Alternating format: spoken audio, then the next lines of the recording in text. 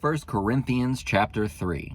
Dear brothers and sisters, when I was with you, I couldn't talk to you as I would to spiritual people. I had to talk to you as though you belonged to this world or as though you were infants in the Christian life. I had to feed you with milk, not with solid food, because you weren't ready for anything stronger, and you still aren't ready. For you are still controlled by your sinful nature.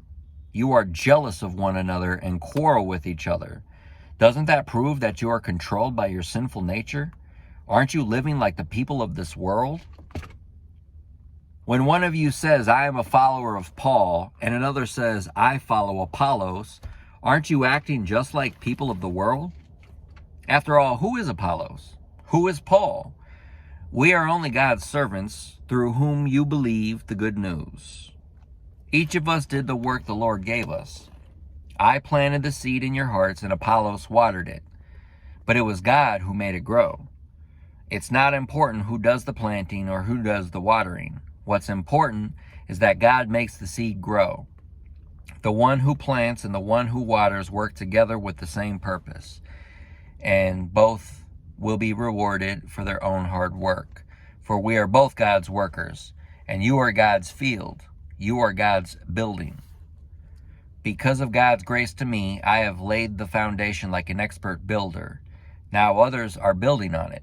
But whoever is building on this foundation must be very careful, for no one can lay any foundation other than the one we already have, Jesus Christ.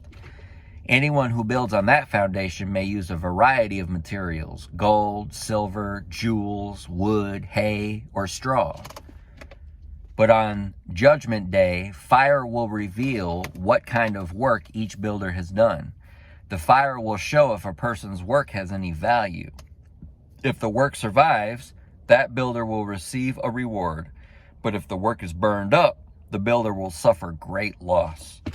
The builder will be saved, but like someone barely escaping through a wall of flames. Don't you realize that all you together are the temple of God, and that the Spirit of God lives in you?